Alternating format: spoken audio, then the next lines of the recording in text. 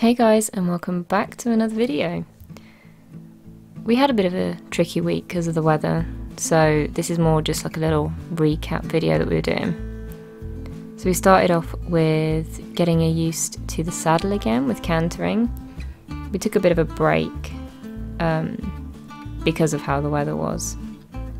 So as you can see, she did quite well to start with. She did a couple of strides, but because of having such a pause, and then she gets used to not having anything on her back, that then means it takes a bit longer for her to get used to it.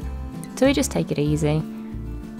Obviously, I warm her up first and let her have a walk around before starting with the lunging. So I let her kind of do one lap of trot, and then I indicate to her that I want to canter soon. And then I kind of ask and use the whip, and you can see there she's just not happy with the saddle going back down on her back, and that's okay. So we say, okay, no worries, carry on. It's important to encourage them when they're struggling, but also not to just let them give up. So again, we ask again.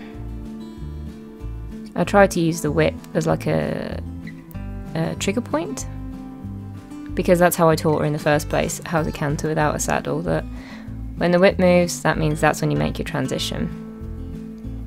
But I stopped it there because she was getting quite stressed out, and you don't want to end up in that situation. So we left it there for that day, and we did some pole work just to change things up a little bit. So 4 poles is enough just to get her used to stretching her legs, feeling the saddle move around. And you can see she's quite happy with it. Again, I tried to use the poles as a way of getting her to move comfortably. So if you go uphill with the poles, come back round downhill, and then ask for a canter in that corner.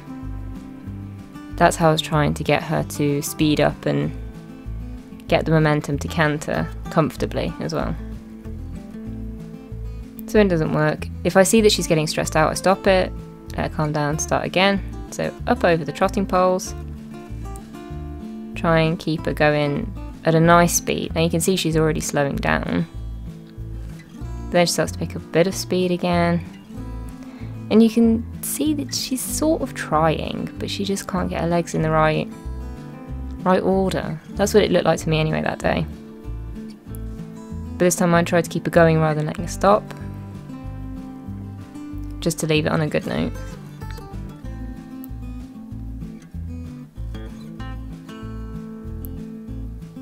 And you see she tripped there and lost her balance, lost her confidence, so I didn't see the point in keep pushing her with that one.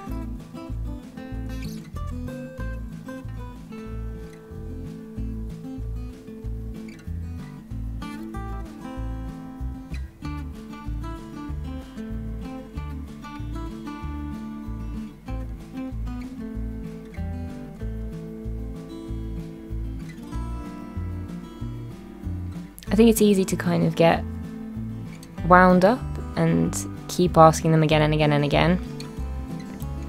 So if you have a similar situation, try to change things up a little bit. Sometimes in between this I'll get her to weave in and out of the poles just in walk to change the thought pattern a bit. Sometimes just a lap of walk will work for her before she canters, but that day clearly wasn't a day that she understood it. So again, we tried something else which didn't involve the saddle, but it was just to practice a little jump, which she can do but it's been a while. So I tried it in trot, but she just wasn't having it, so this video is a little bit later on. And she just had like a mental block, so you can see I tried to pull around and she kind of jumps it. But you can see she's not happy at all. She lacks a lot of confidence, actually, and that's one of the hardest things that we've been working on, is for her to feel better about trying things. So after a while of working with this, you can see it's not even a foot high. Like, it's a raised pole, it's nothing. But in the end we got left with this, a nice little canter and a nice little jump. So that's basically all we did for the week. Just general stuff, try to keep her occupied. And apart from that, it's been raining. So hopefully next week will be more interesting. Thanks for watching.